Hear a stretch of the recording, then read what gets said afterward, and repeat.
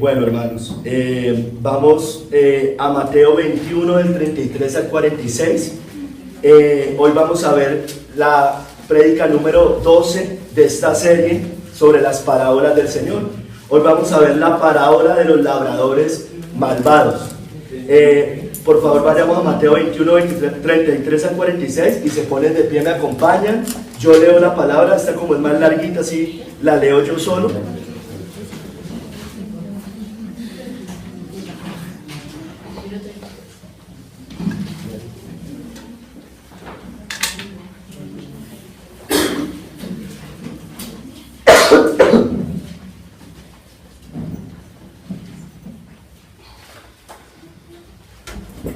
Nos dice la escritura: oí otra parábola. Hubo un hombre, padre de familia, el cual plantó una viña, la cercó de vallado, cavó en ella un lagar, edificó una torre y la arrendó a unos labradores y se fue lejos. Y cuando se acercó el tiempo de los frutos, envió sus siervos a los labradores para que recibiesen sus frutos. Mas los labradores, tomando a los siervos, a uno golpearon, a otro mataron y a otro apedrearon. Envió de nuevo otros siervos, más que los primeros, e hicieron con ellos de la misma manera. Finalmente les envió su hijo, diciendo: tendrán respeto a mi hijo. Mas los labradores, cuando vieron al hijo, dijeron entre sí: este es el heredero, venid, matémosles y apoderémonos de su heredad. Y tomándole le echaron fuera de la viña y le mataron. Cuando venga pues el señor de la viña, ¿qué hará a aquellos labradores? Le dijeron: a los malos destruirá sin misericordia y arrendará su viña a otros labradores que le paguen el fruto a su tiempo. Jesús les dijo: ¿nunca leísteis en las escrituras? La piedra que desecharon los edificadores ha venido a ser cabeza del ángulo. El Señor ha hecho esto y es cosa maravillosa a nuestros ojos. Por tanto os digo que el reino de Dios será quitado de vosotros y será dado a gente que produzca los frutos de él. Y el que cayere sobre esta piedra será quebrantado, y sobre quien ella cayere le desmenuzará. Y oyendo sus parábolas, los principales sacerdotes y los fariseos entendieron que hablaba de ellos. Pero al buscar cómo echarle mano, temían al pueblo, porque éste le tenía por profeta. Señor y Padre Santo, glorifícate hoy por medio de la locura de la predicación. Utiliza estos labios inmundos, Señor, para que tu nombre sea anunciado, para que el Salvador Jesucristo sea hoy predicado, para que el nombre que está sobre todo nombre y sobre el cual se doblará toda rodilla en el cielo y en la tierra, hoy se ha exaltado. La piedra que desecharon los constructores ha venido a ser la piedra angular, Señor. Te pido hoy que hoy se exalte a Cristo, se exalte su obra en la cruz del Calvario. Llames al arrepentimiento si aquí hay personas que no han nacido de nuevo, y que los levantes de entre los muertos, Señor. Por favor te lo pido, Señor. Quita la soberbia, el orgullo, todo lo que tenga que ver en mi vida, Señor, que tenga que ver con la carnalidad. Quítalo, por favor, y que hoy solamente hable de ti, predique de ti, Señor, y no diga nada en mi carne, Señor. Que todo lo que diga sea guiado por ti. Yo te lo ruego, Padre Santo, glorifícate hoy, glorifica hoy a tu Hijo Jesucristo, y que el poder del Espíritu Santo gobierne sobre cada uno de nosotros, sobre nuestra mente, nuestra voluntad, sobre todo. En el nombre de Jesucristo nuestro Señor. Amén y amén. Amén.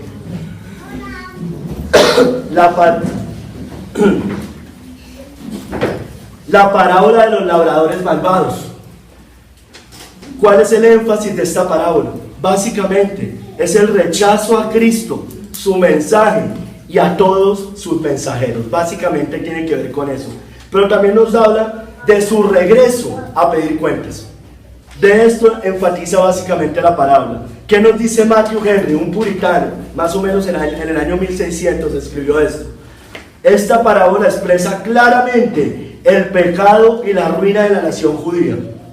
Y lo que se dice para acusarles, se dice para advertir a todos los que gozan los privilegios de la iglesia externa. Recuerden que hay una iglesia invisible y una iglesia visible. Así como los hombres tratan al pueblo de Dios, tratarían al mismo Cristo si estuviera con ellos. ¿Cómo podemos, si somos fieles a su causa, esperar una recepción favorable de parte de un mundo impío o de los impíos que profesan el cristianismo? Preguntémonos si nosotros, que tenemos la viña y todas sus ventajas, realmente damos fruto en la temporada de vida, como pueblo, familia o individuos. Nuestro Salvador declara en su pregunta que el Señor de la viña vendrá y que cuando venga destruirá a los malos con toda seguridad. Los sumos sacerdotes y los ancianos eran los constructores y no reconocían su doctrina ni sus leyes. Lo desecharon como piedra despreciada. Pero el que fue desechado por los judíos fue abrazado por los gentiles. Cristo sabe quién dará frutos del Evangelio en el uso de los medios del Evangelio. La incredulidad, subráyela, o téngala bien en mente, de los pecadores será su ruina. Aunque Dios tiene muchas maneras de refrenar los remanentes de la ira, como los tiene para hacer que eso que quebranta redunde en alabanza suya. Que Cristo llegue a ser más y más precioso para nuestras almas, como firme fundamento y piedra angular de su iglesia.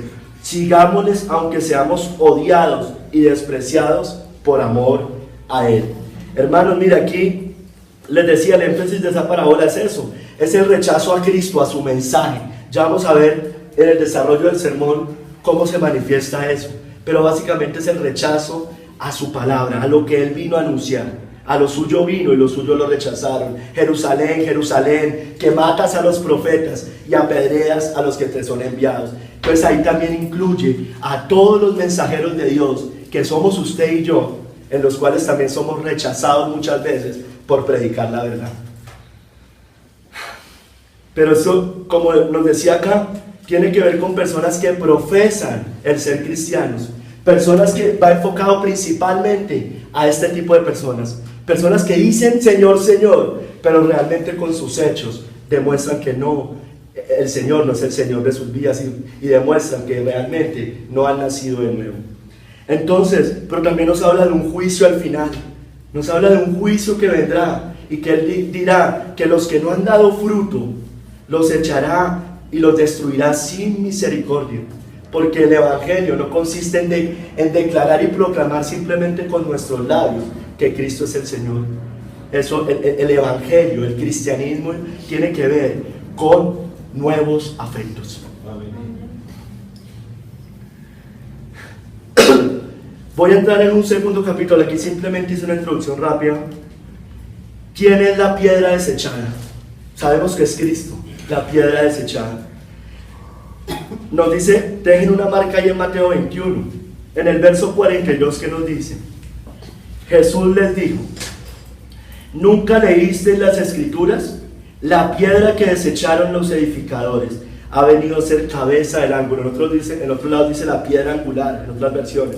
El Señor ha hecho esto y es cosa maravillosa a nuestros ojos. Entonces, ¿quién es esa piedra desechada? Es Cristo, la roca, Cristo. La roca que es Cristo. La vemos en muchos pasajes de la Escritura. Simplemente traje algunos. Lo vemos en los Salmos, lo vemos en los Evangelios, en Marcos, en Lucas, lo vemos en las cartas de Pablo, de Pedro, en los Hechos, en todo lado vemos en la Escritura declarando que Cristo es la roca. Entonces es Cristo. ¿Quién es la roca? Es Cristo, el fundamento de la iglesia. Él es la piedra angular. No es el Papa de Roma. Y hago referencia al Papa de Roma porque ustedes saben que el Papa de Roma se declara a sí mismo como el fundamento de la iglesia. Ahorita vamos a hablar un poco de ese tema. Acompáñenme por favor a Mateo 16 del 18 al 19.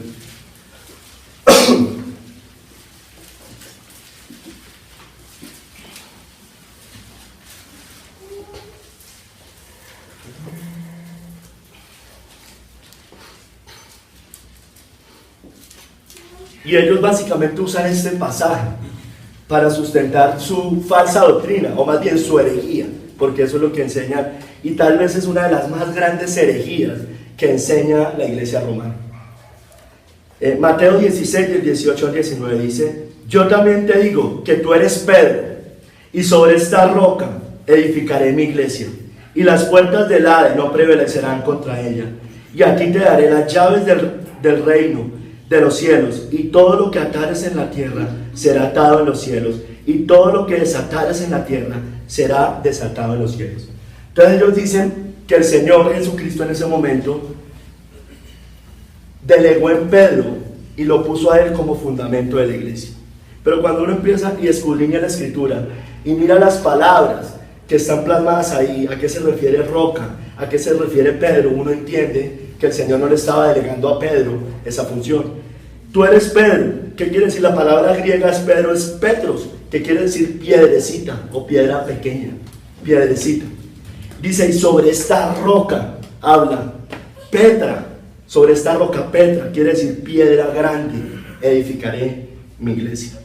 Entonces no es el Papa de Roma el fundamento de la iglesia, y estos ni siquiera han podido comprobar, y pues porque no lo van a poder comprobar nunca, que Pedro ni fue el primer Papa, ni los que siguieron fueron sus sucesores, porque ellos nunca van a poder demostrar esa línea que ellos tanto dicen tener. Y cuando uno mira a Pedro, hay muchas razones, no solamente en esta parte de la escritura, sino pues la palabra de Dios se cansa de decirnos que la roca es Cristo. Nos lo dice de muchas maneras, en muchas partes de la escritura. Mire lo que dice la Confesión Bautista de Londres, de 1689, y ojalá hoy los reformados siguieran hablando así, como hablaron en ese momento. Miren, en el capítulo 26, en la parte 4 del capítulo 26, dice: la cabeza de la iglesia es el Señor Jesucristo, en quien por el designio del Padre todo el poder requerido para el llamamiento, el establecimiento, el orden o el gobierno de la iglesia está suprema y soberanamente investido.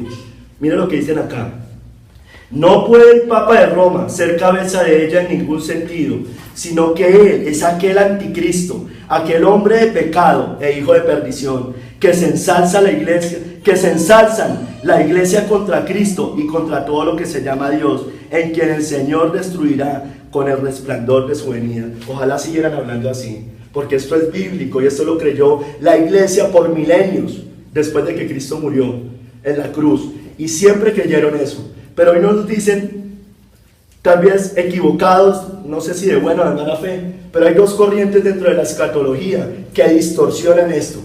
Una es el preterismo. ¿Qué es el preterismo? El preterismo enseña que ya todo pasó, que ya la apocalipsis se acabó. Entonces ellos simplemente ven en Nerón como la representación del anticristo allá en el año 70. Falso de toda falsedad. Claro, Nerón puede ser un tipo de anticristo, pero no es el anticristo, aquel hijo de perdición que iba a venir. Y hay otra corriente que es el futurismo, que dicen que todo el apocalipsis simplemente usted lo puede ver como algo futuro.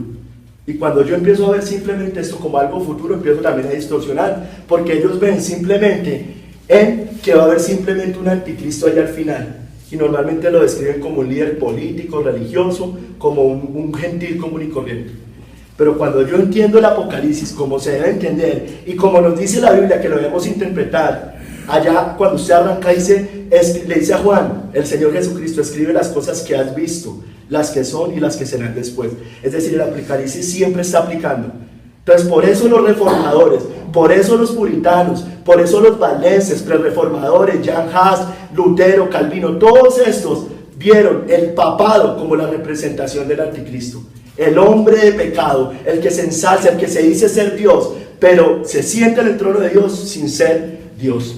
Entonces el anticristo, y no hay miedo que decirlo, es el Papa de Roma, el que esté en ese momento. Pero claro, va a haber un anticristo al final, que va a ser el que esté en los últimos tiempos. Y que dice que sobre este se ensalzarán todos los poderes demoníacos de todos los anteriores. Pero allá en Roma, allá en el Vaticano, está el poder del anticristo. Y lo que ellos dirigen, ¿qué es? La gran ramera. Es la iglesia que ellos dirigen. Y no hay miedo, no hay que tener miedo de decir esto. Los reformadores escribieron libros enteros sobre estos temas.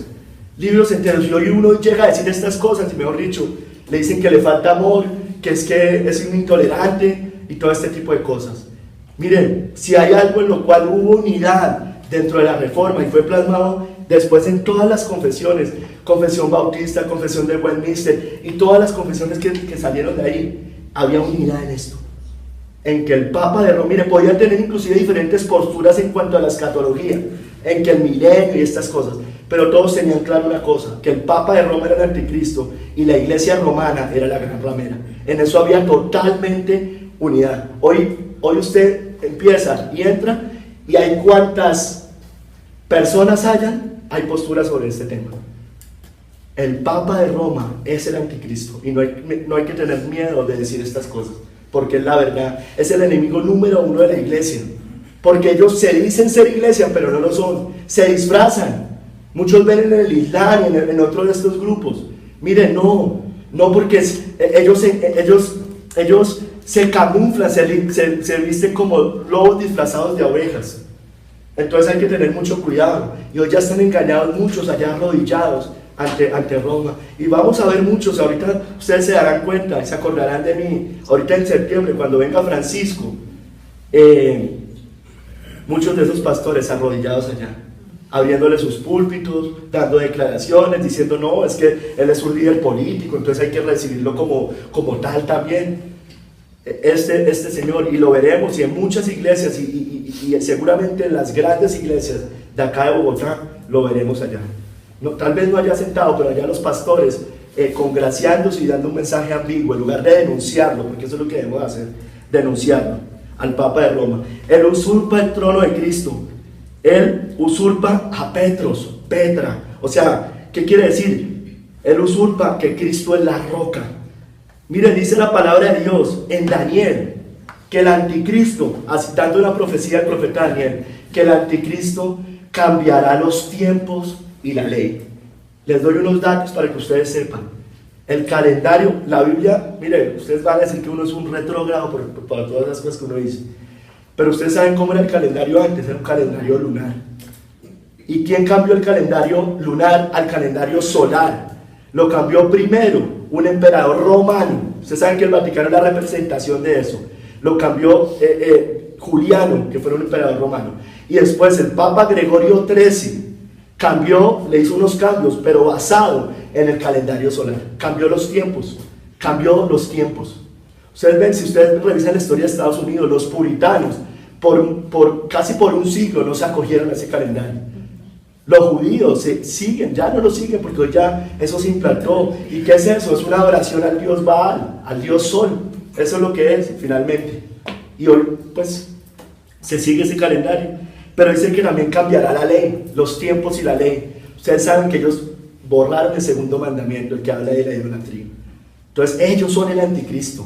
Eso no lo ha hecho ni la nueva era, ni los musulmanes, ni nadie de ellos. Pero Roma, en el papado, son los que han hecho eso. Y todavía se toman el atrevimiento de decir que ese Papa, ese anticristo, es la roca sobre la cual se fundamenta la iglesia. Es una total herejía. Esos no son nada de nosotros, no son ni siquiera primos lejanos, son totalmente apartados. Y hay que orar por las personas que están allá y predicarles el evangelio, para que, como dice la palabra de Dios en Apocalipsis 18, salid de en medio de ellos, pueblo mío, para que no seáis partícipe de sus plagas ni sus pecados los alcancen a ustedes. Y ahí está hablando de la gran ramera. Salgan. Y los musulmanes y los judíos y la cristiandad apóstata también pertenecen a la gran ramera, pero son hijas de la ramera. La palabra de Dios dice que ella es la madre de todas las idolatrías y de las abominaciones de la tierra. No es que allá están los musulmanes y acá está Roma y aquí está la cristiandad apóstata. No, acá está Roma y debajo de ella está toda la falsa religión, la falsa cristiandad. Así es que nos lo describe la palabra de Dios, y así hay que hablarlo y así hay que predicarlo cuando toque predicarlo. Amén. Mire que nos dice Isaías 28 del 15 al 16.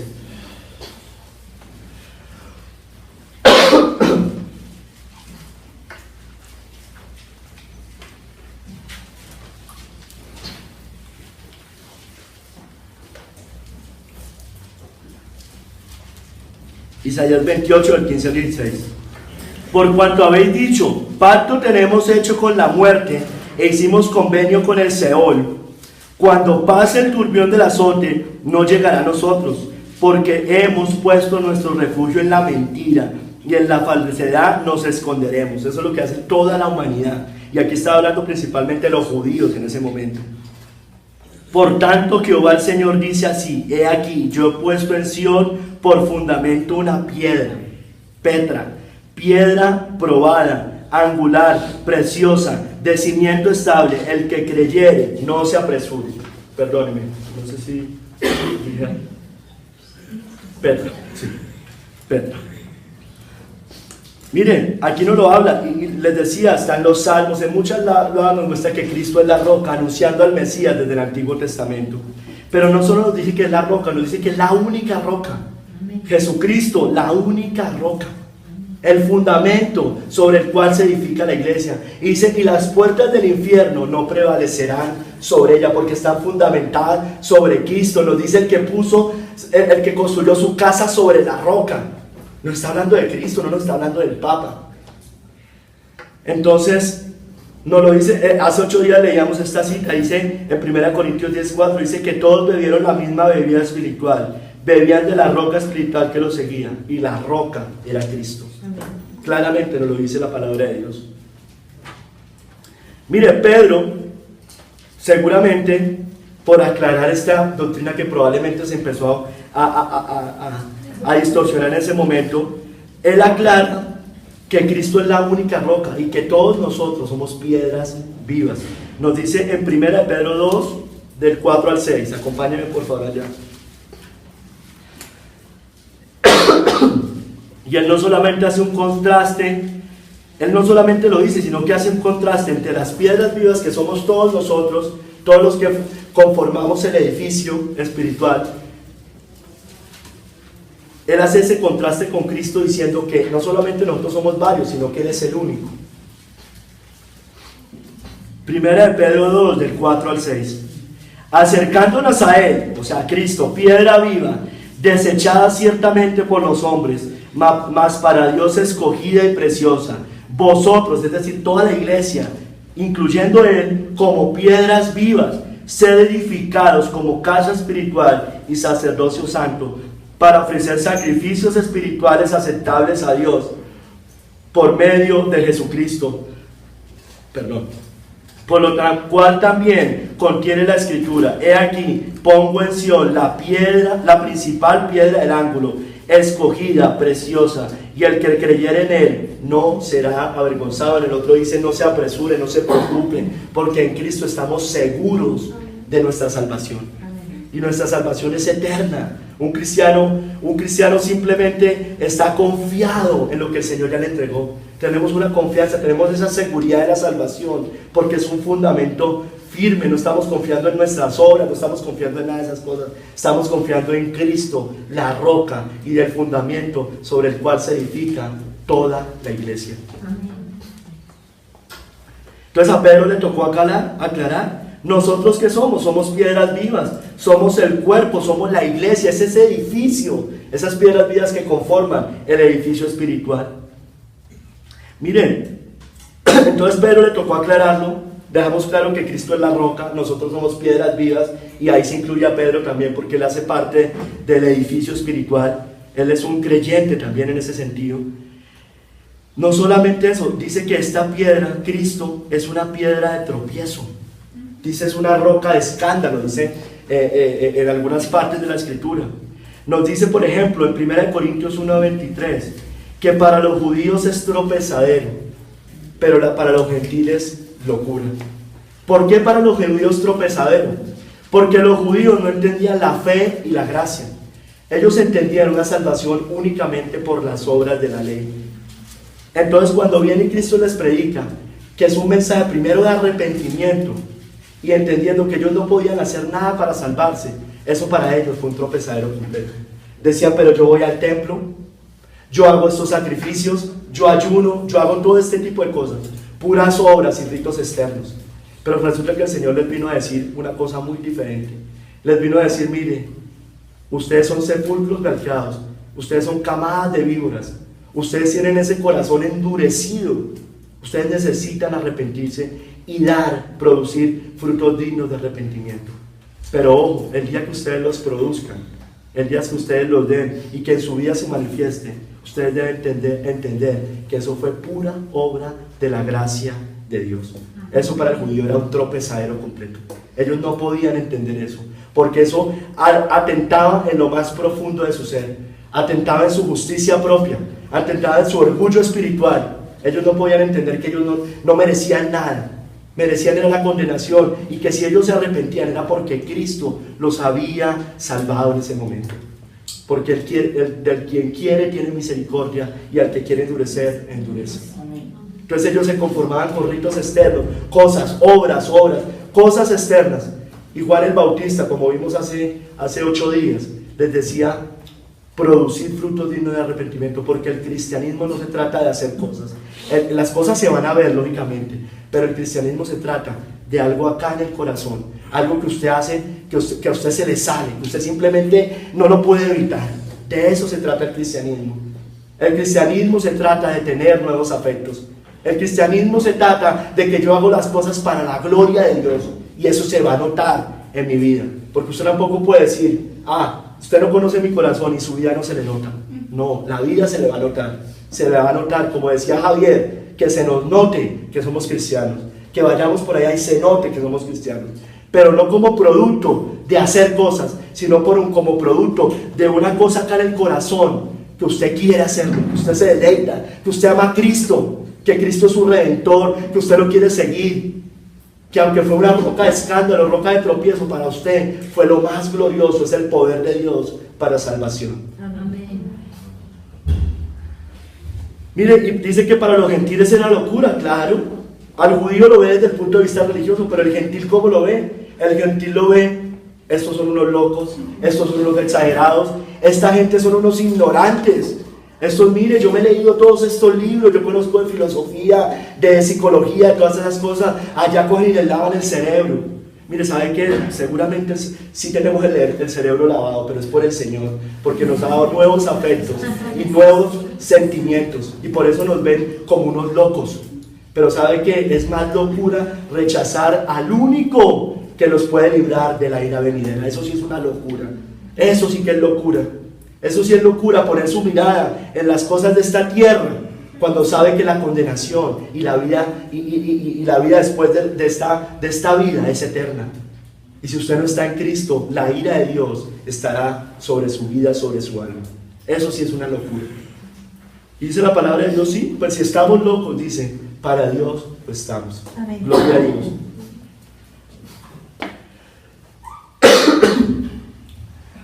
Dice en Isaías 8, del 14 al 15.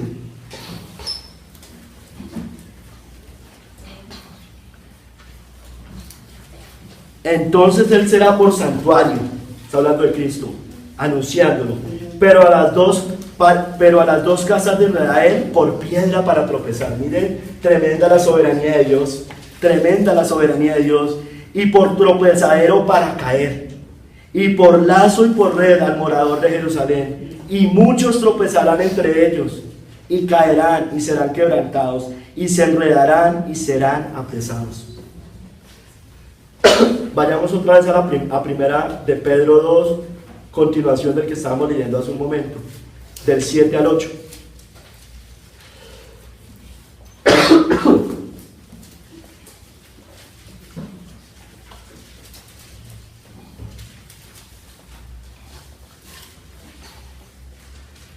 Para vosotros pues los que creéis, es decir, si usted y yo creemos y tenemos la fe verdadera, la fe salvadora que ha producido frutos, Él es precioso, dice.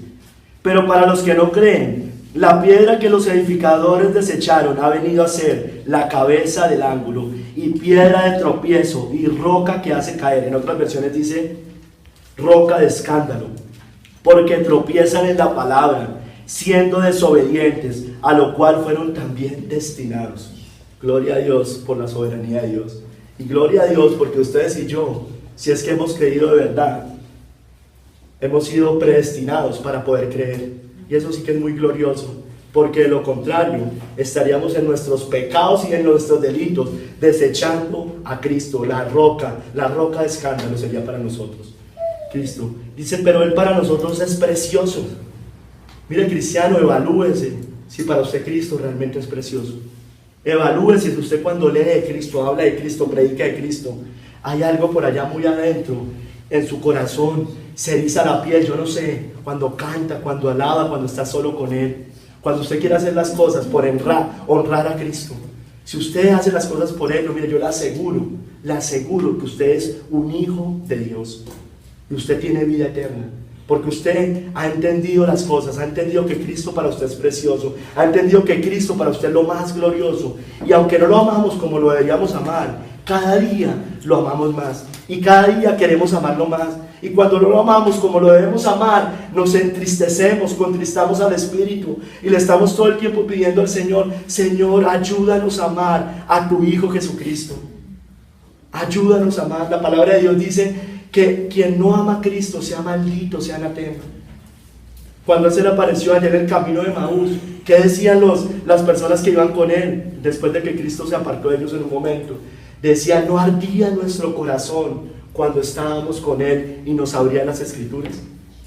Su corazón, cristiano, arde de verdaderamente, arde por Cristo, arde por esa piedra preciosa, esa piedra hermosa que nos salvó. Dice, y el Verbo se hizo carne y habitó entre nosotros. Dice, y vimos su gloria, gloria como del unigénito del Padre, lleno de gracia y de verdad. Es precioso Cristo. Ahí está la gran pregunta. La pregunta no es si usted viene a la iglesia, la pregunta no es eso. Por supuesto que todas esas cosas un cristiano verdadero las va a hacer, pero la pregunta es si usted todo eso lo hace porque lo quiere hacer, porque le gusta hacer, porque ama a Cristo, porque Él es su Salvador, porque Él es su Señor, porque usted hace parte de su cuerpo y porque lo ama más que todas las cosas. Esa es la gran pregunta. La gran pregunta es si sus afectos, su corazón realmente ha sido regenerado, ha sido cambiado, si usted lo siente diferente verdaderamente, si usted realmente cuando mira ya la cruz y se pone a pensar en el Calvario, en lo que sucedió allá, soportando el Hijo de Dios, la ira completa de Dios por nosotros, usted dice, Dios mío, ¿cómo fuiste a la cruz por un pecador como yo? ¿Cómo lo hiciste, Señor? ¿Cómo lo hiciste? Yo no lo entiendo. El justo fue por los injustos, al que no conoció pecado, por nosotros lo hizo pecado. Cuando empezamos a entender eso, nuestra vida cristiana no es un yugo, nuestra vida cristiana es un deleite. A mí no me tienen que decir que me congregue, yo lo hago. A mí no me tienen que decir que llegue temprano, yo lo hago porque mi cita es con el Señor. A mí no me tienen que decir que predique el Evangelio porque yo lo hago, porque dice que los mudos hablarán. A mí no me tienen que decir que comparta la palabra. A mí no me tienen que decir que cuando alguien esté blasfemando de la palabra de Dios y de Cristo y el Evangelio, yo salgo de primero como testigo a proclamar el nombre de Cristo allá y a defender su palabra, aunque Él no tenga necesidad de que usted y yo lo defendamos. Eso es cristiano, esa es la vida cristiana. La vida cristiana no consiste en pensar de que si yo hago esto, lo otro, entonces me voy a condenar. No, la vida cristiana no consiste en eso. La vida cristiana no consiste en si yo puedo o no puedo hacer esto. La vida cristiana consiste en que yo quiero hacer siempre la voluntad de Dios. Amén. La vida cristiana no consiste en que yo mire hasta aquí es pecado y de allí para allá no. La vida cristiana no consiste, como decía alguien, en vivir en esa línea ya tan pegado. A ver si hasta aquí puedo estar así todavía siendo cristiano. No. La vida cristiana quiere decir que yo me aparto totalmente de eso porque los pecados clavaron al Hijo de Dios en la cruz. En eso consiste la vida cristiana, cristiano. Y las personas que les parece un yugo vivir la vida cristiana, mire, examinados a ver si estáis en la fe, examinados. Pero si sus afectos han sido cambiados, usted tiene vida eterna y la salvación está totalmente asegurada para usted. Pero si no, asegúrese de su salvación y no descanse hasta saber que usted ha sido salvado por Cristo. Mire, ¿cuál fue la ruina? En un tercer capítulo, la ruina de la nación judía. El rechazo judío, mire, Dios les envió desde Abel, les envió desde Abel, en Noé, en Moisés, a los profetas, a Juan el Bautista, a Cristo, a los apóstoles, y a todos rechazaron. Miren, acompáñenme, ahí en el verso 35 y en el 39, ahí en Mateo 21. Dice, mas los labradores, tomando a los siervos, a uno golpearon, a otro mataron y a otro apedrearon. A todos los mensajeros de Dios, envió de nuevo otros siervos más que los primeros, e hicieron con ellos de la misma manera. Finalmente les envió su hijo diciendo: tendrán respeto a mi hijo. Mas los labradores, cuando vieron al hijo, dijeron entre sí: este es el heredero, venid, matémosle y apoderémosle de su heredad. Y tomándole, le echaron fuera de la viña y le mataron. Miren, les decía, él envió a Abel, desde Abel. Dice aquí la palabra de Dios que el Señor juzgará la sangre de esas personas, desde la sangre de Abel hasta la sangre de Zacarías. Ya vamos a leer Mateo 23 del 34 al 39. A todos mataron, a todos rechazaron. 23, 34 al 39.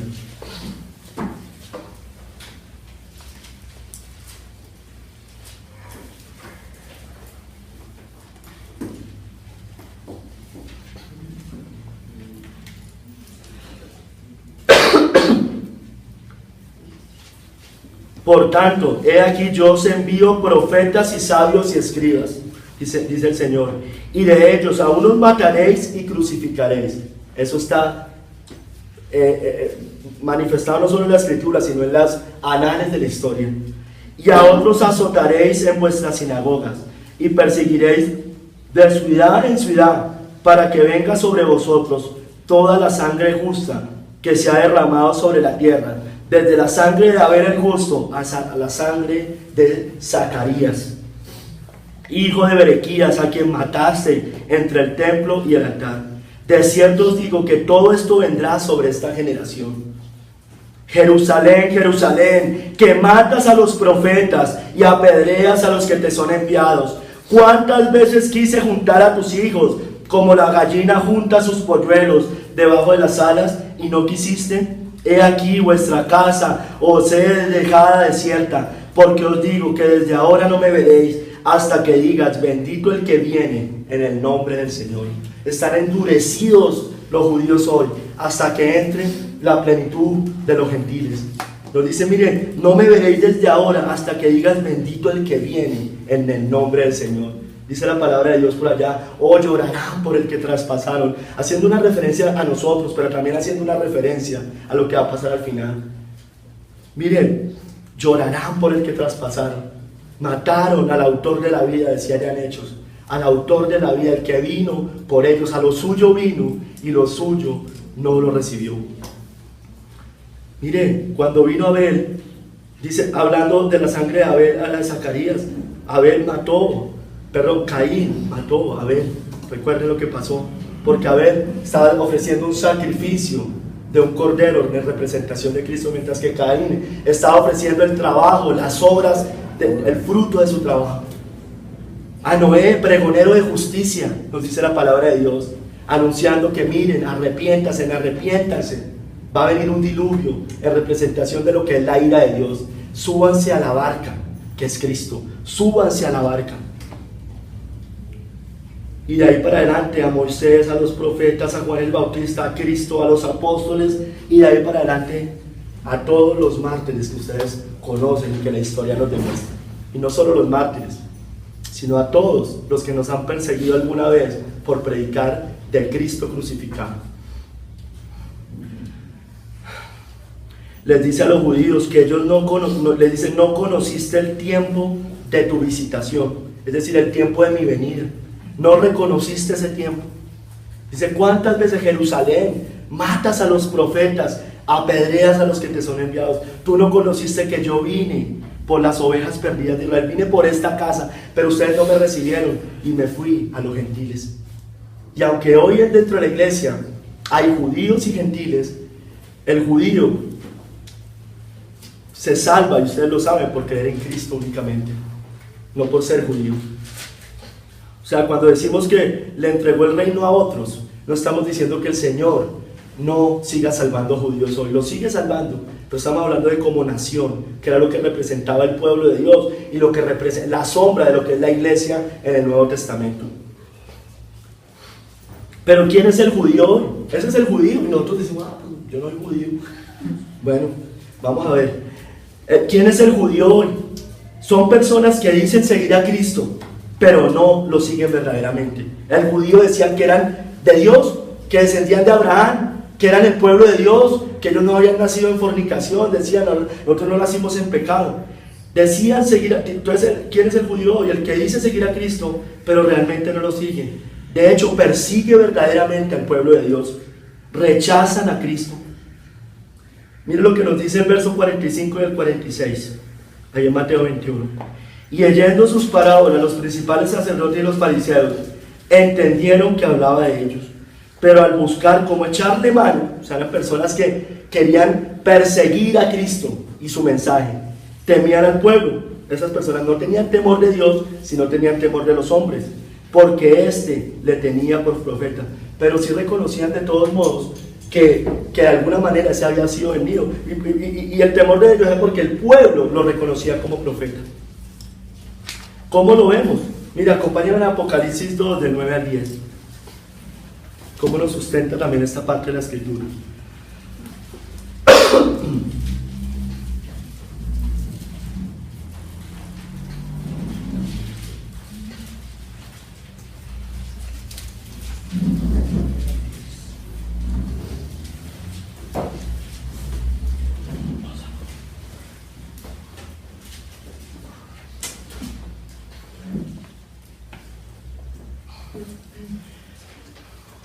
Dice Apocalipsis 2, del 9 al 10, está reprendiendo a esta iglesia.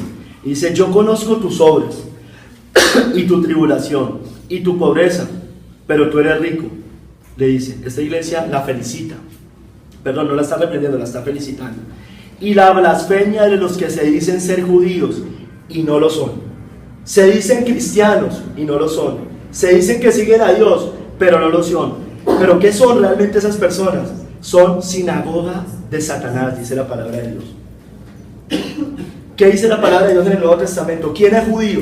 Judío no es el de la sangre.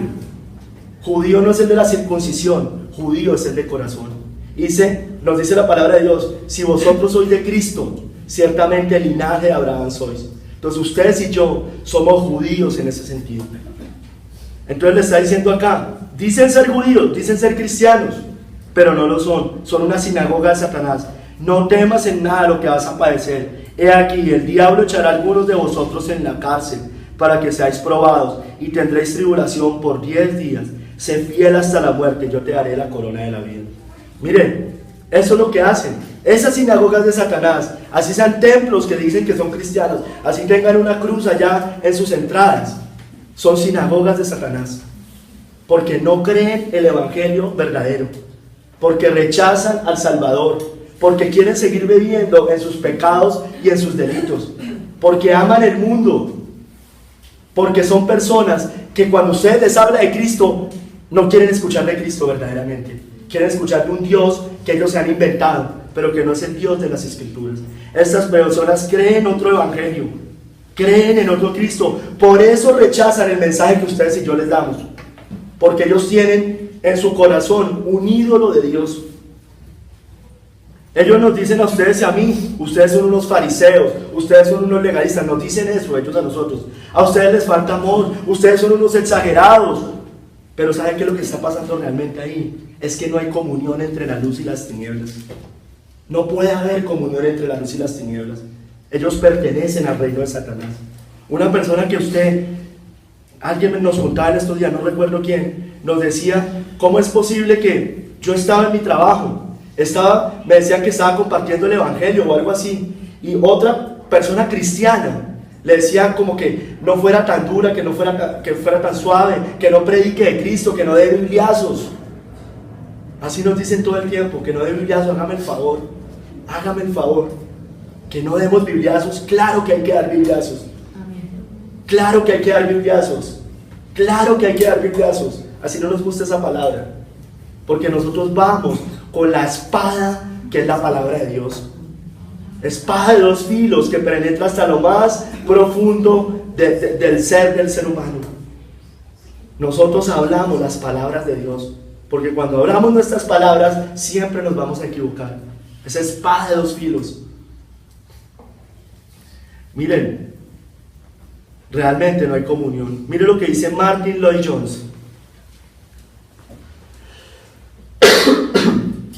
Algunas de las persecuciones más violentas que han sufrido los justos han sido de manos de la iglesia misma. O sea, iglesia visible, se entiende, ¿no? De manos de la gente religiosa.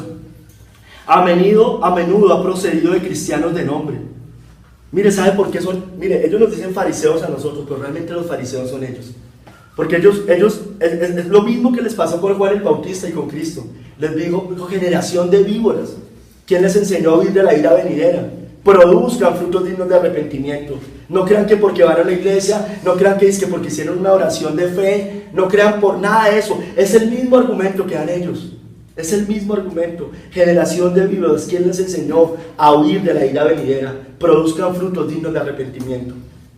Y el día que los produzcan, entiendan que no fueron ustedes, sino la gracia de Dios en ustedes. A menudo ha procedido de cristianos de nombre. Tomemos al Señor mismo. ¿Quiénes fueron sus principales perseguidores? Los fariseos y los escribas y los doctores de la ley. A los primeros cristianos también. Los que más los persiguieron fueron los judíos en la iglesia temprana. Luego lean la historia de la iglesia y véanlo en la persecución por parte de la iglesia católica, de algunos de aquellos hombres de la Edad Media que habían visto la verdad y trataban de vivirla pacíficamente. ¿Cómo los persiguieron las personas religiosas de nombre? ¿Cómo los persiguieron las personas religiosas de nombre? Así fue también la historia de los primeros puritanos. Fueron perseguidos por lo que se llamaba iglesia. Recuerden, los puritanos salieron huyendo de Inglaterra, porque la falsa religión que también se inventaron, que hoy la meten dentro del protestantismo, que eso no es protestantismo, que es el anglicanismo, que simplemente fue, ahí armaron, hicieron rancho aparte, porque no les aprobaron un adulterio. Pero lo único que crearon fue otro papado allá, pero ya no dependía de Roma, sino del rey de Inglaterra. Y fueron perseguidos los puritanos, por eso se fueron a Estados Unidos a proclamar a Cristo. Esta es la enseñanza de la Biblia, y la historia de la iglesia lo ha corroborado, que la persecución puede llegar no necesariamente de afuera, sino de adentro. El cristianismo formal es a menudo el mayor enemigo de la fe genuina. Es la verdad, cristiana. O dígame si a usted, con los que usted generalmente más tiene dificultad, es muchas veces con los de allá de la iglesia moderna, cuando usted les trata de predicar el verdadero evangelio, porque ellos creen que saben, cuando no saben nada. Están muertos en pecados y delitos, están totalmente ciegos. Generalmente pasa eso. Yo no digo que no pase con el impío, con el que no conoce, con el ateo, con esos también pasa. Pero también muchas veces es más difícil predicarle a un cristiano en la iglesia moderna que a un cristiano o a alguien que nunca haya siquiera abierto una Biblia. Todo el que rechaza a Cristo después de escuchar de Él por confiar en sus obras es un judío fariseo realmente. A la hora de cuenta es lo mismo que le pasó. Listo, no estuvo en la iglesia, pero a usted le proclamaron de Cristo y usted rechazó ese mensaje. Usted está haciendo lo mismo que el fariseo. Está apedreando, está rechazando el mensaje. Mire, dice que el reino será quitado, les decía hace un momento, dado a otros que produzcan frutos del reino.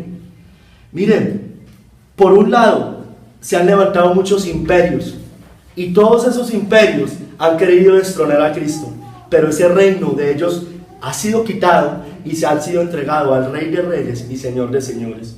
Pero también, igual como los judíos, fue entregado a la iglesia, pero es un reino eterno. Miren, dice que cuando venga, ahí en el verso 40 y 41 de Mateo 21, dice: cuando venga pues el Señor de la viña, ¿qué hará aquellos labradores? Le dijeron: a los malos destruirá sin misericordia y arrendará su viña a otros labradores que le paguen el fruto a su tiempo. Avancen allá al 43 y 44. Dice: por tanto os digo que el reino de Dios será quitado de vosotros y será dado gente que produzca los frutos de él. Y el que cayere sobre esta piedra será quebrantado, y sobre quien ella cayere le desmenuzará. Acompáñenme por favor a Romanos 9, el 30 al 33.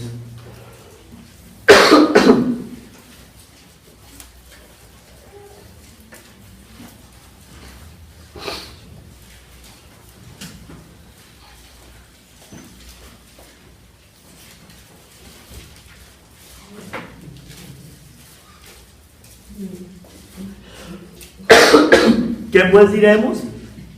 Que los gentiles que no iban tras la justicia, está hablando usted y de mí, han alcanzado la justicia. es decir, la justicia que es por fe. Mas Israel, hablando de la nación judía, que iba tras una ley de justicia, no la alcanzó. ¿Y por qué no la alcanzó? Porque iban tras ella no por fe, sino como por obras de la ley. Pues tropezaron en la piedra de tropiezo, como está escrito: he aquí pongo en Sión piedra de tropiezo y roca de caída, y el que creyere en él no será avergonzado. Ellos iban por la ley, les decía hace un momento, por las obras de la ley. Y el judío, el cristiano común y corriente, el que ha llegado a los pies de Cristo, no iba tras eso por las obras de la ley.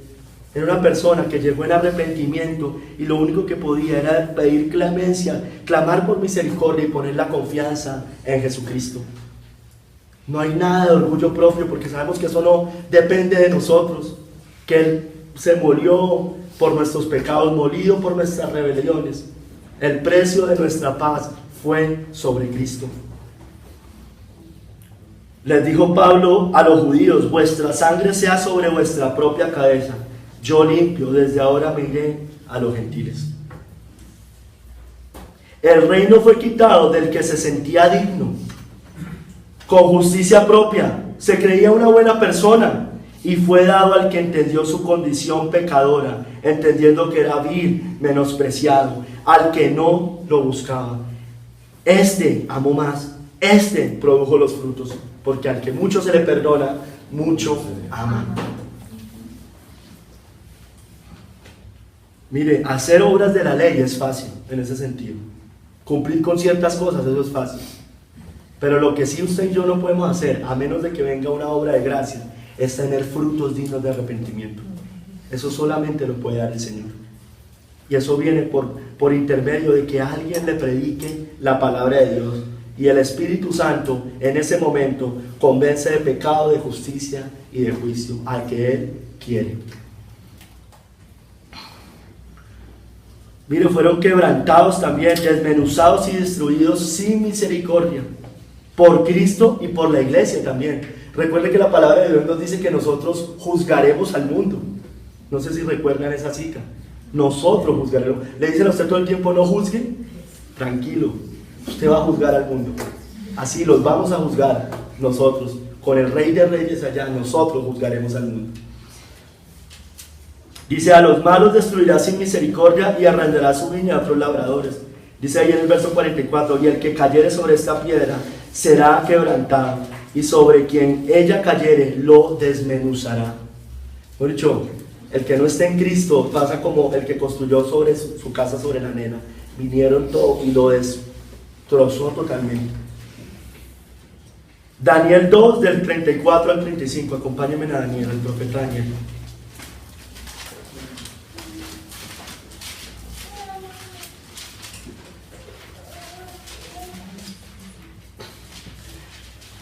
Está dando una profecía de lo que iba a pasar el profeta Daniel.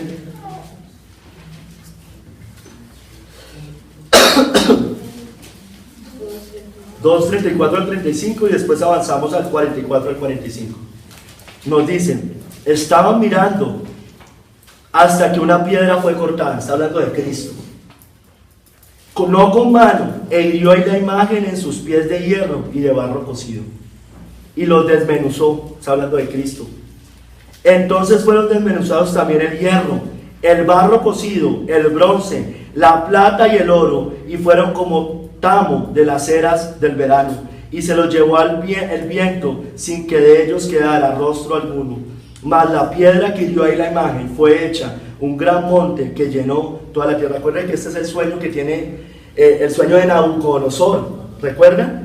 Y que una estatua tenía bronce, hierro, y estaba compuesta por diferentes partes. Está hablando de esos imperios que iban a venir posteriormente. Avanza el verso 44 y al 45 y explica cuáles eran esos imperios. Pero quiero resaltar esto.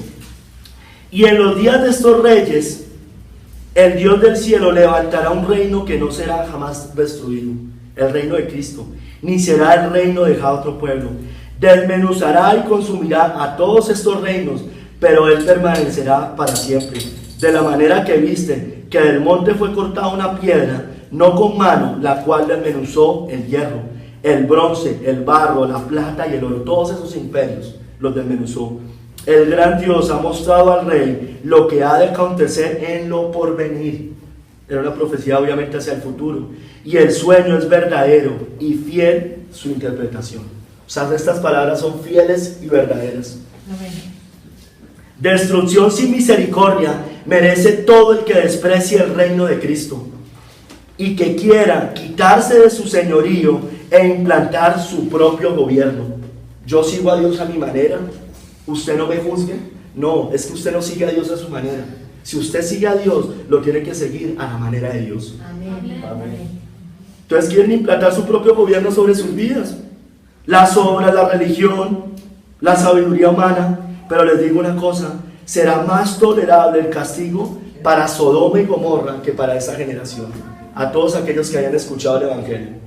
No por no escuchar el Evangelio, usted se va a librar de culpa ni de excusa. No, también. Sodoma y Gomorra no escuchó el Evangelio, pero están hoy en el infierno, sin escuchar el Evangelio. Pero dice que lo que los escucharon y lo rechazaron, dice que será más tolerable para Sodoma y Gomorra que para esa generación.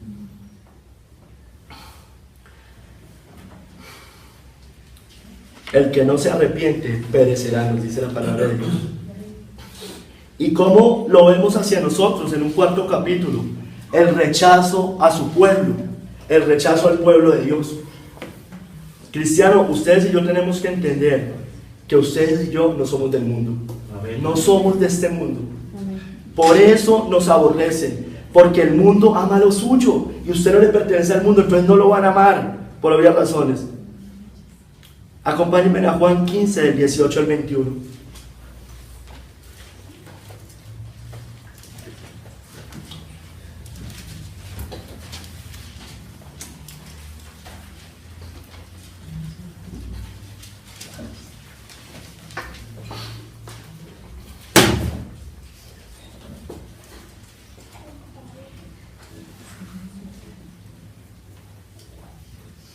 Si el mundo os aborrece, sabed que a mí también me ha aborrecido antes que a vosotros. Entonces no sienta que eso, pobrecito usted que lo está persiguiendo por predicar el Evangelio, ya otros sufrieron eso y seguramente mucho más fuerte que lo que usted y yo sufrimos hoy. Y no solo eso, sino que nuestro Salvador sufrió el mayor rechazo jamás visto por la historia de la humanidad.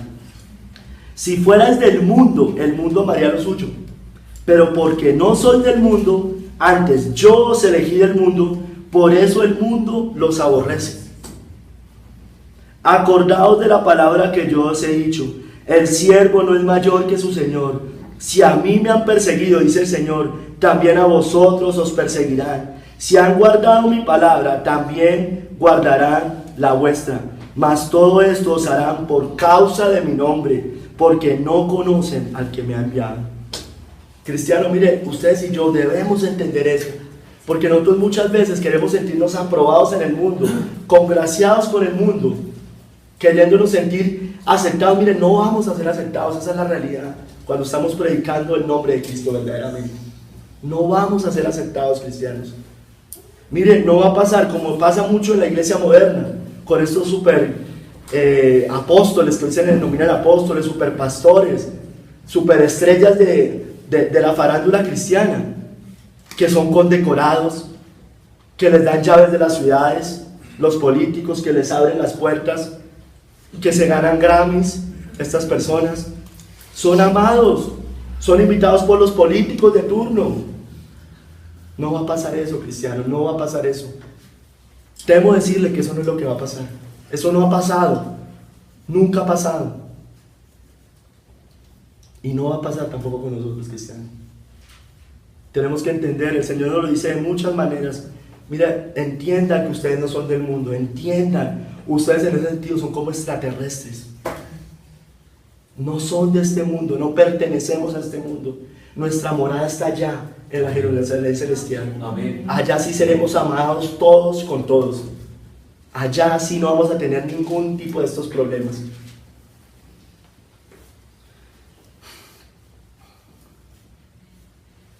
Mire, hemos sido rechazados, no solamente por la iglesia moderna, la iglesia católica romana, también nos pasa en nuestras familias, con nuestros amigos, en nuestros trabajos, aún en las redes sociales. Todas estas cosas van a pasar, cristiano, van a pasar. No busquemos agradar al mundo. Mire, y yo tampoco les estoy diciendo que uno tenga que buscar la persecución. No se trata de eso. Pero créame que cuando usted predique el evangelio, va a venir. Porque eso va a pasar. Mire lo que dice Martin Lloyd Jones. Abel lo persiguió su hermano Caín. Moisés fue sujeto a cruel persecución. Veamos la forma en que a David lo persiguió Saúl y la terrible persecución que tuvieron que sufrir Elías y Jeremías. Eso que ahí no hablo de José. ¿Recuerdan la historia de Daniel y cómo fue perseguido? Estos son algunos de los hombres justos más notables del Antiguo Testamento, y cada uno de ellos refrenda la enseñanza bíblica. Fueron perseguidos, no porque fueran de carácter difícil, ni por ser demasiado correctos, sino simplemente por ser justos. En el Nuevo Testamento encontramos exactamente lo mismo. Piensen en los apóstoles y en la persecución que tuvieron que soportar. Me pregunto si alguien ha sufrido jamás más que el apóstol Pablo, a pesar de su amabilidad, gentileza y justicia. Lean las descripciones que hace de sus sufrimientos. Mire, decía Pablo, y decía, mire, ¿cuáles son mis marcas? Las marcas eran los azotes, que había sido azotado, todos los padecimientos que había sufrido por Cristo. Y usted pregúntele hoy a estos de sus superpastores cuáles son sus marcas, sus templos, sus números. Yo me siento con el presidente, a mí me aman en el mundo, yo tengo la cobertura XY, todo eso, esas son las marcas. Y mire lo que les dice Pablo, mire, mis marcas son estas son las marcas del apóstol.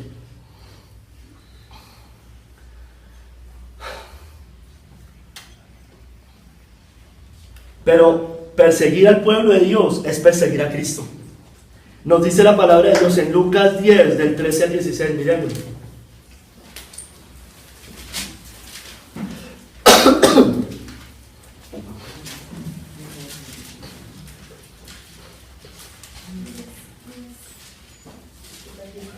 El Señor había mandado a los 70 a predicar, les había dicho vayan de 2 en 2. Lucas 10, del 13 al 16. Es después de los que Jesús le dice, mire, vayan y prediquen. Le da esa comisión a 70 y le dicen vayan de 2 en 2. ¿Y qué dice aquí? Ay de ti, Corazín, ay de ti, Betsaida, que si en Tiro y en Sidón se hubieran hecho los milagros que se han hecho en vosotros, tiempo ha que sentadas en silicio y ceniza se habrían arrepentido. Por tanto, en el juicio será más tolerable el castigo para Tiro y Sidón que para vosotras. Y tú, Capernaum, que hasta los cielos eres levantada, hasta el Hades serás abatida. El que a vosotros oye, resalta acá, a mí me oye. Y al que a vosotros desecha, a mí me desecha. Y el que me desecha a mí, desecha al que me envió. Mire, cristiano, no nos preocupemos por eso. No, realmente no nos están rechazando a usted y a mí. Realmente están rechazando el mensaje de Cristo. Realmente es lo que está pasando. Pero mire, cristiano, también no solamente pasa, dice, no solamente cuando predicamos el mensaje, dice que también a todos los que quieren vivir piadosamente en Cristo Jesús padecerán persecución. Todo el que quiere vivir como cristiano verdadero, hay que hacer una fiesta en mi empresa. No, yo no quiero ir a esa fiesta. Eso es pura mundanalidad. Lo empiezan a perseguir en el trabajo. Porque usted quiere vivir piadosamente, usted quiere honrar a Cristo. Que yo en mi trabajo quiero hacer las cosas como se deben hacer. Y no sea tan... Ya saben. Porque usted quiere vivir piadosamente. Quiere vivir para Cristo. Es que usted solamente... usted es muy aguafiesta, usted es muy amargado, usted antes era chévere, ahorita no es chévere, ahorita usted solamente se la pasa hablando de la Biblia, y antes ustedes y yo íbamos y nos deleitábamos. Pero entonces, cristianos, no lo están persiguiendo a usted realmente, están persiguiendo a Cristo. Dice, el que a nosotros rechaza a Cristo. Por eso Pablo decía, respirando una amenaza demuestre contra los discípulos. Él va y pide cartas de extradición. ¿Y qué pasa en ese momento? Cuando va persiguiendo a los cristianos, ¿qué le dice el Señor? yo soy Jesús a quien tú persigues. Él estaba persiguiendo a los cristianos, pero Jesús le dice, usted me está persiguiendo es a mí, a mí. ¿Sabe por qué? ¿Sabe por qué? Porque eso nos lo muestra también con el matrimonio, con lo que representa el matrimonio y lo que representa el evangelio en el matrimonio, porque nosotros somos el cuerpo de Cristo. Amén. Y dice la palabra de Dios que nadie aborreció jamás su propia carne. ¿Qué quiere decir eso? Que si hay alguien que persigue a un cristiano, quiere decir que no es del cuerpo de Cristo. Si alguien de la iglesia moderna persigue a un cristiano por predicar verdaderamente el evangelio, esa persona aborrece a ese cristiano, esa persona no es del cuerpo de Cristo. Porque nadie aborreció jamás su propia carne. Y eso demuestra que cuando usted persigue a un cristiano, cuando usted es rechazado en el mundo, esas personas lo único que están mostrando son frutos de condenación. No compadecerse por los hijos de Dios es despreciar a Cristo. Quiere decir que no tienen el fruto de un verdadero cristiano. Acompáñenme a Mateo 25, del 41 al 46.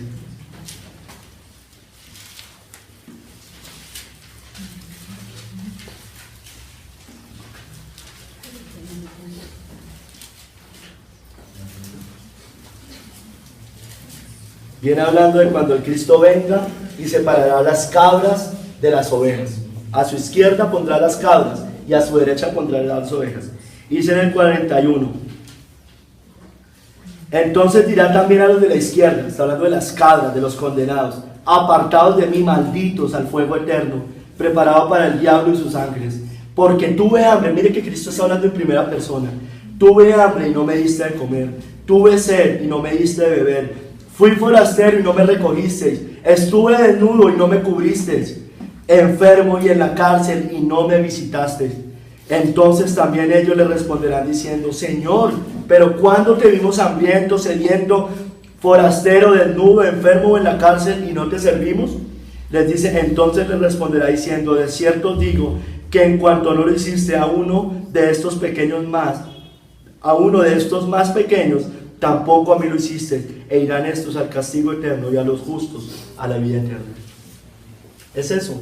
Esto no es para justificar el evangelio social, como muchos creen. Creen que esto quiere decir que usted va y le da comida a los pobres y visita a la gente en la cárcel, va y sana a los enfermos o se compadece con ellos, y eso por eso usted tiene el fruto de un cristiano. Mira, aquí está hablando de cristianos que están padeciendo estas cosas y que usted dice, mire, yo no me avergüenzo de mi hermano, yo no me avergüenzo de mi hermano, yo no me avergüenzo que de pronto alguno de mis hermanos el día de mañana lo metan en la cárcel o lo lleven a prisión y yo por ir a visitarlo a él que está en la cárcel, a mí me pueda meter a la cárcel también, o que yo diga, yo soy de esos, como cuando pasó con Pedro. Después digo, no, yo no soy ese, yo no lo conozco. A eso se refiere cristiano. Que nosotros entendamos que no importa, a nosotros no importa decir, sí, yo soy de los cristianos, yo estoy con ellos, ellos son conmigo, si ellos están padeciendo necesidad y yo puedo ayudarlos, yo lo voy a hacer, sin importar lo que me pueda pasar. A eso se refiere esta escritura. Y por eso el Señor dice, mire, lo que no hicieron por ellos, no lo hicieron por mí, porque somos el cuerpo de Cristo. Y todo lo que le pase a alguien del cuerpo, se lo están haciendo a Cristo mismo. Pero nos dice la palabra de Dios que seremos perseguidos, sí, es verdad, seremos rechazados. Y esas personas no tienen el fruto digno de arrepentimiento, pero dicen que nosotros seremos bienaventurados por eso. Al ser perseguidos por causa de Cristo, por su evangelio, así como le sucedió a los profetas. Pero dice la palabra de Dios que grande galardón habrá para nosotros. Acompáñenme a Mateo 5, del 10 al 12.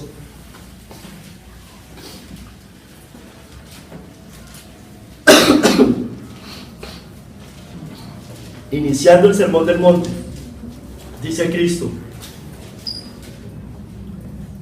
bienaventurados los que padecen persecución, bienaventurados por causa de la justicia, porque de ellos es el reino de los cielos.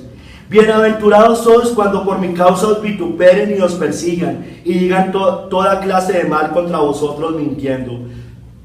Gozaos y alegraos, porque vuestro galardón es grande en los cielos, porque así persiguieron a los profetas que fueron antes de vosotros. Cristiano, bienaventurados cuando esas cosas pasen. Amén. No tristes, no acongojados, todo lo contrario, bienaventurados. Dice en 1 de Pedro 4, del 12 al 16.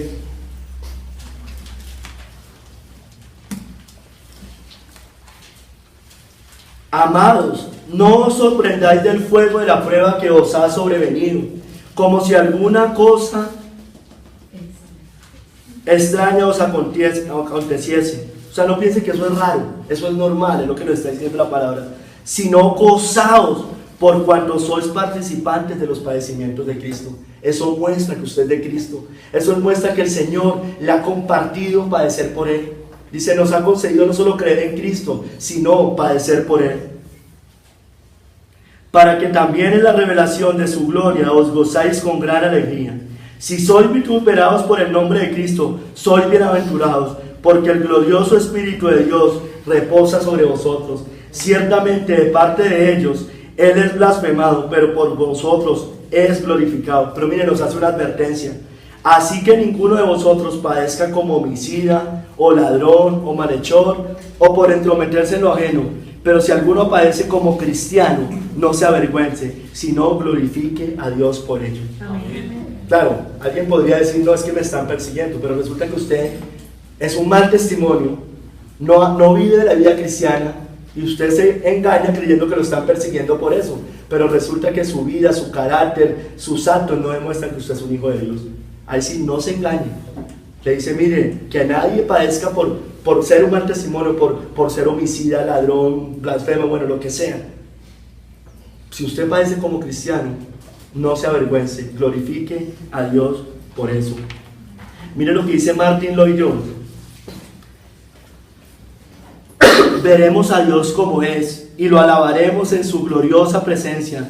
Nuestros cuerpos mismos serán transformados y glorificados.